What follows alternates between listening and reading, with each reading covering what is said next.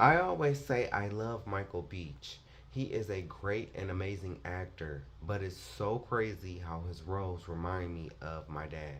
My dad reminds me of Bernadine's husband off of Waiting to Exhale, mixed with Terry's husband from Soul Food, but the predominant one that he reminds me of is the Deacon from First Sunday. Man, that is exactly how he acts. All about the money, that's how he acts. He would tear us down rather than build us up. My dad would kind of leave us to figure things out, and then if we messed up, he would be right there to tear us down. I know that I never felt good enough to really do anything. That's why my attitude was so I don't give a fuck growing up. This is why a coven couldn't defeat me. I always had to put myself together, even as a child. When him and my mom got a divorce, I was happy to get out of that house of evil, 620 Ewing Street. Today, I'm glad that house is gone, even though I do miss it at times because it's where I grew up. I remember when he did offer my childhood home to me for rent. This was before one of my cousins lived there. During this time, my dad did not keep the house up, which is why I turned down living in the home. I knew that he would not want to fix anything, but would still want me to pay rent plus fix up the house, and I was not going for that.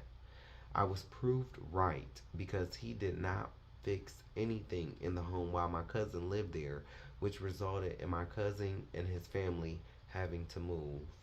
Whenever it would rain, the roof would leak like how it did in the back room where Dewan slept. He would put up these tarp like things. They would catch most of the water, but they would be so full. We would empty the water from the plastic tarps into these buckets and then pour the water into the toilet. When my cousin stayed there, it must have gotten worse.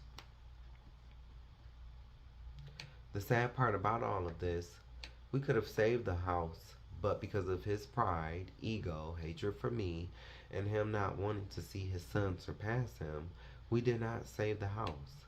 He could have put the money, he could have put the house in my name because Obama had a program at the time that was giving grants to first time homeowners so that they could fix up their new home. But no, my dad let the house get so run down that he received a fine from the Lucas County Court. Eventually, he had to get the home demolished. He has always been a slumlord with the properties that he owned and would let them go to waste. Never wanting to hire a professional to do the job, always thinking he could do the job himself and just totally fuck some shit up. When my aunt, his sister, lost my grandparents' home, he talked about her so bad, but this is the same man that would rather see my childhood home ran down and demolished instead of putting the home in my name so we could have saved it. He would talk about Dewan and I, the family, making up lies such as him giving me money every time I came home, which is not true. Sometimes I would not even see him when I came home. Sometimes when I did see him, I didn't ask him for nothing because I know how he is. The heavens will bear record that I tried to work things out with my dad, but he was the one that was like Pharaoh, not me, and today I simply don't care anymore.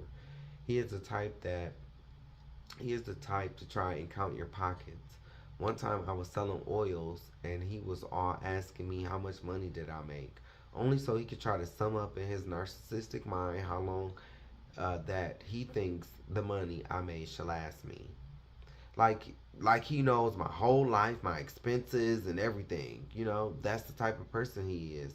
My dad would go out to bars to drink with my oldest brother Dante, where my dad would talk down on Dewan and I.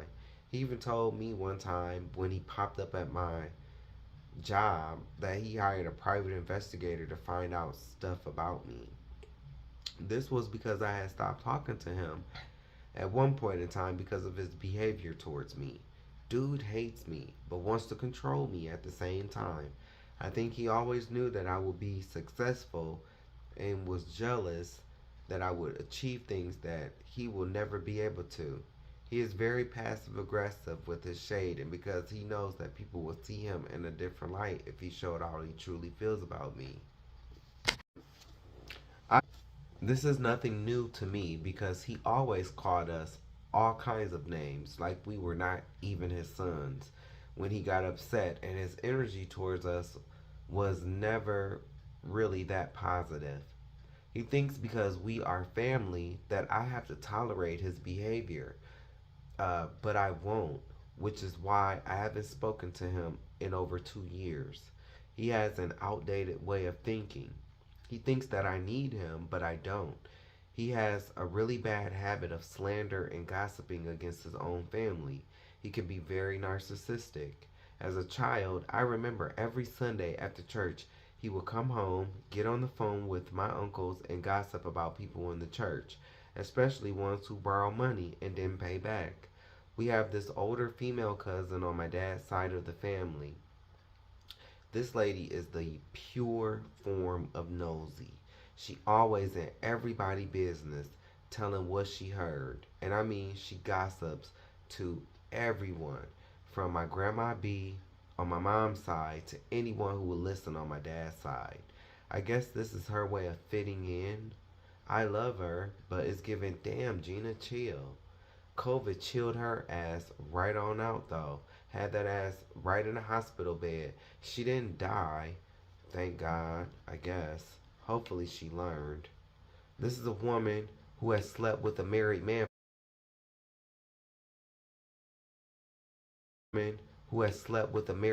for years. She does nothing but gossip back and forth with my aunts. Then got the nerve to be going to church every Sunday. One time my aunts even found out she was talking about them behind their back and they cut that ass off. Should have left her cut off because she is the worst kind of holier than thou. Yes, that's right, another damn Christian, shaking my head. She used to love me until I had to put her grandson in check for coming onto my Facebook post trying to debate with me about a simple post that I had posted. It was funny because I could tell he had been waiting to look and looking for an opportunity to try and show me up by trying to clown me, but he definitely was the one that got clowned that day. Her grandson is the type to argue and go back and forth with women on his Facebook posts, with the end result of them questioning his sexuality. Even though I would see what he would post on his Facebook page and disagree, I would never comment on his post out of respect. See, I have respect for people, but my people don't have that same respect for me. I see all kinds of stuff posted by my family, but you will not see me going on their posts arguing them down. They feel that they can do it to me because they think they are better than me. I don't see how. Most of them are overweight, ugly, and dumb. But my post shows everyone who is the beautiful, intelligent one in the family, and they simply cannot take me. I didn't stutter. I said what I said, which is a lot of my family are overweight, weird as fuck, and not the best in the looks department. As for me, I be over here looking like a guest model fresh off the runway. I don't have the savage curse, which is a gut the size of a beer keg. Baby, in other words, your boy be fresh, and I look damn good, body included. I believe he was jealous of me because of the truth I would post and how I will gain so much attention within my city, which is crazy because this fool lives 2 hours away. Remember, I was the first one in my family talking about how Negroes, Natives, and Latinos are the real children of Israel. And I come from a big church family in a small city. People would talk in private heavily about the things I will post, which is all in this book in regards to how the modern church has dropped the ball. So much that one day her grandson decided to add me as a friend on Facebook, which blew me away because me and this boy never hung around each other. We definitely was not close, so I knew he had only added me because his grandmother must have been gossiping, whether it was good or bad, about the truth I was posting. This is nothing.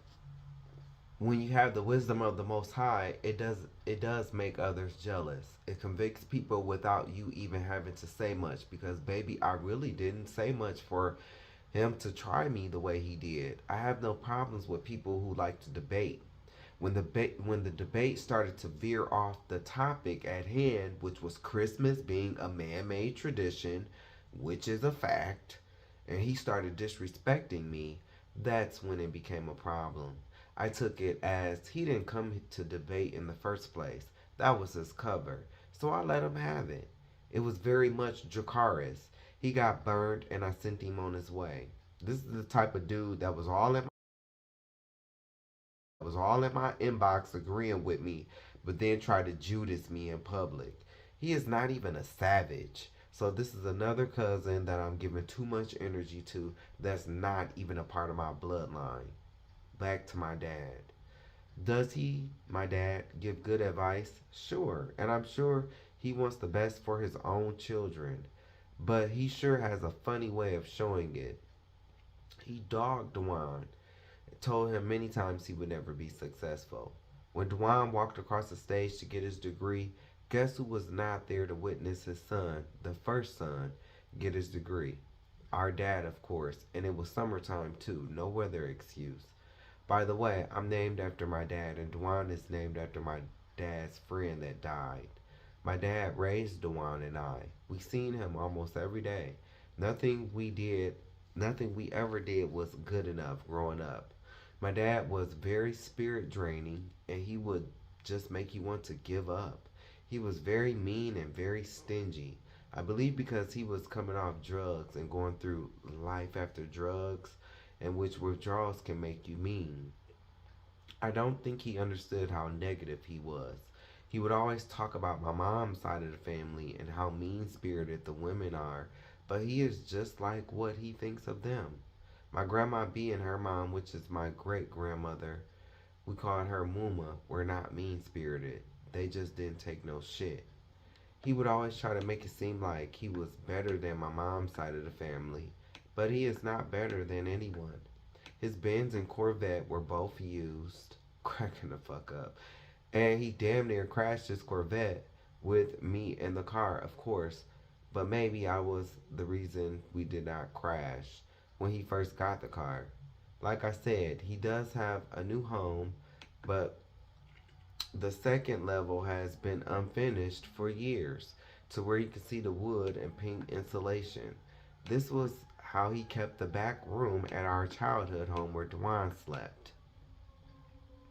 And I just want to say um, that currently I have a sinus infection.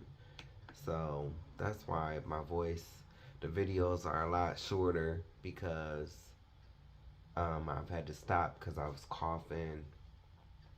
That's why you kind of hear my voice a little bit deeper because I have a sinus infection. So, anyway, continuing on. My dad had a side business, landscaping, where we would cut the grass. He would get the money and give me like $5. He was so cheap. I always said when I grow up, I would be the total opposite of him. I would give to others. I would spoil myself and those around me. I am such a giver to the point where my dad has even had to tell me not to give money to family. I live well. I'm driving a nice SUV. I have my own apartment where my rent is $950.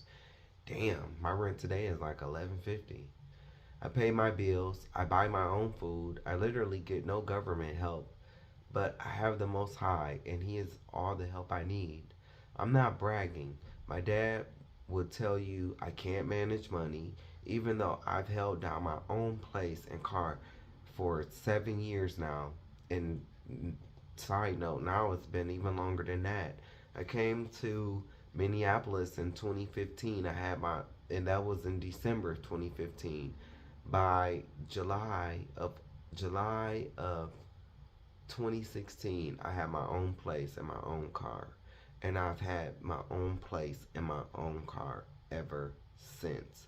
But according to my dad would tell you that I can't manage money, even though I've held down my own place and car for several years now. I've always believed he resented me. This is a man that threatened me as a child. I remember it being in the summertime. It must have been on the weekend because Mike was over. But yes, he took Dwan, Mike, and myself out in the garage and he was talking to us. All I remember was him telling us how men fuck women, and if any one of his sons told him that they were a fag, that he would shoot him. This is why I never said the words "I'm gay" when I was younger.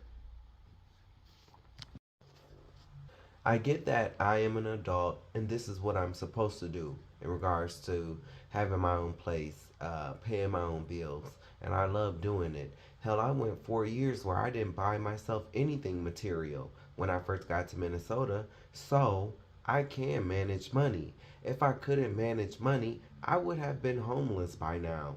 But I am afraid to become cheap and ruled by money like I believe he is. This is a man that has so much help from his own dad when he was coming up. A few people have told me how my granddad spoiled him and would always look out for him. When he was strung out on drugs, my grandfather would even get him a hotel room. He definitely does not have that do all you can to help your kids attitude. I understand that all parents are different from generation to generation. I get all of that. It's one thing to not want to help your kids, but then to do petty stuff, trying to tear your own kids down. Come on, man. As I get older, I am starting to realize that I am glad that I didn't have his help. So that when I make it, he already knows he can't say shit to me nor ask me for shit. I don't even care for an apology because I'm over it. He will always be my dad and I will always love him, but the bullshit toxic cycle has to stop somewhere and it ends here. DJ play Forgive Them Father by Lauryn Hill for a man that acts like he has given me millions of dollars. I try my hardest not to ask him for anything because it's degrading. I always feel like I have to jump through a hoop. I remember I asked this man for $50 because I was going to New York. This was right around the time Queen had died. This dude went off on me about $50. All of this, if I have to ask him for $50, I shouldn't be going. And I don't know how to manage money. That's the first thing he loved to throw in my face. I don't know how to manage money. Forgetting the fact that I was down in Ohio because his ass begged me to come home for a 60th birthday party, which cost money. I was not going to even come home because I was saving my money so I could go to New York. When I went home, I stayed longer than I expected because Queen died. So guess what money I was using to live off of while I was in Ohio during that time? The money I had saved for New York. This is why I've decided to just cut him off and not deal with him anymore. As I've gotten older, I started to realize that it really doesn't matter anymore because I'm grown now. I owe you till you're 18 rings in my mind. But what I don't understand is, okay, is that it? We just part ways, right? Oh, I guess it's part ways until you want to deal with me for your benefit, right? He wants to paint this picture like he is on good terms with his kids, but he is not. I won't be used for publicity anymore. Excuse me. It's hard to explain dealing with a narcissist for a parent. It's like when he needs me to do something for him, everything is good. But when it's not about him, then he is a very negative person. I could never sit and listen to him as a preacher, knowing all the hurt and pain that I went through with him. He denied what I have been telling him for years in regards to our native heritage and us being God's true chosen people. He mocked me and tried to downgrade the knowledge given to me by the Most High as some, oh, he knows history. No, I know the Bible. He is big jealous of me because I know more than him in regards to the Bible.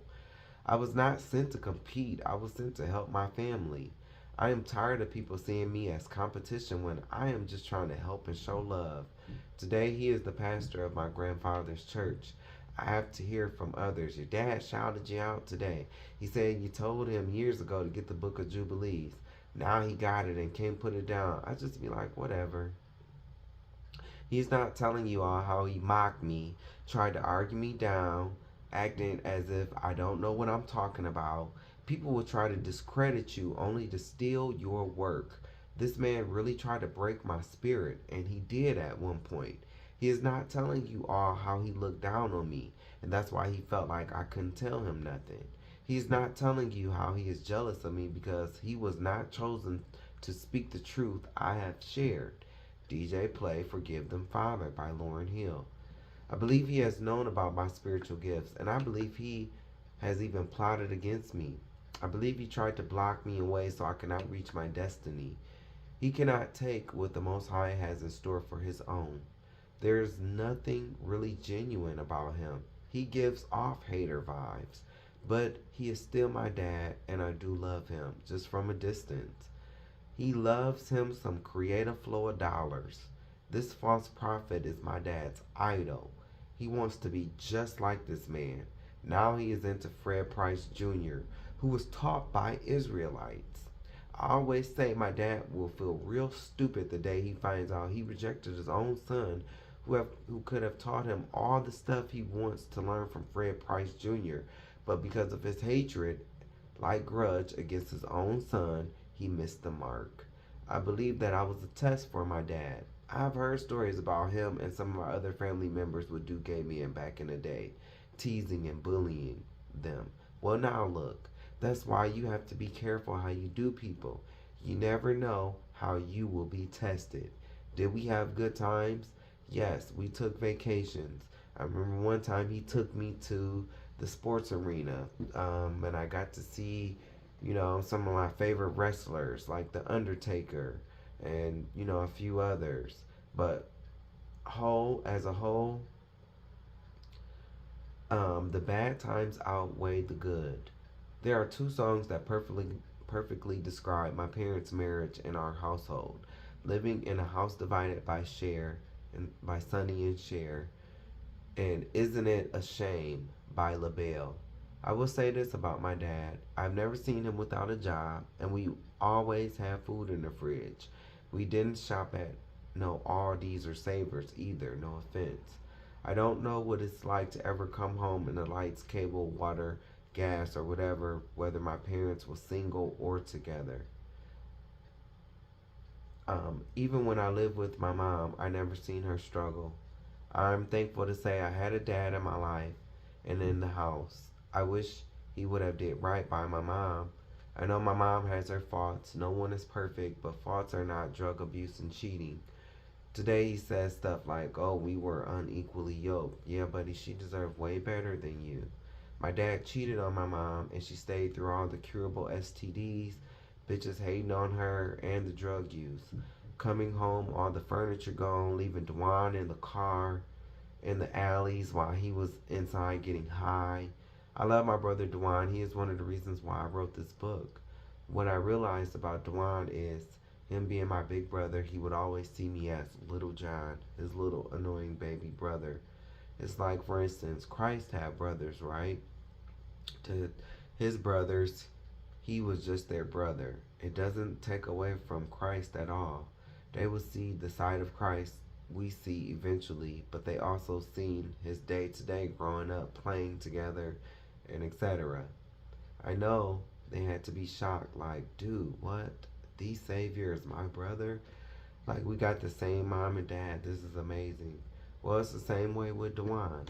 I know this because when I told him the doctors had diagnosed me with HIV and some other things were said, not bad, we were just talking. I was in Toledo at my grandmother's house at the time, right before I came to Minnesota, so this was in 2015. I remember him saying, John, I'll always remember you as my little brother. Yes, you read it. I have HIV. Today I am healthy, and because of the medications I take daily, I am undetectable. What does it mean to be undetectable? When taken as prescribed, HIV medications can decrease the amount of HIV present in a person's blood or HIV viral load to be too low to measure. Being undetectable prevents HIV disease from progressing into AIDS and passing it to others. Being undetectable allows people to live long and healthy lives. I will get to this part of my story further along in the book. Like I said, I am going to be the one to tell you about me. And there is nothing I am leaving out, so someone can come along and try to use it against me. I have HIV. I don't have AIDS. There's a difference, and one day I hope to come across a cure for HIV and AIDS. There is a cure, and I believe there's a cure for cancer too. Not my zodiac sign. Ain't no cure for us cancers. It's actually some of us that's the cure. Like I said, I believe that there is a cure, but the pharmaceutical companies will lose billions if everyone was healed. I am going to veer off topic here, but I will get back to my family, continuing on with my mom.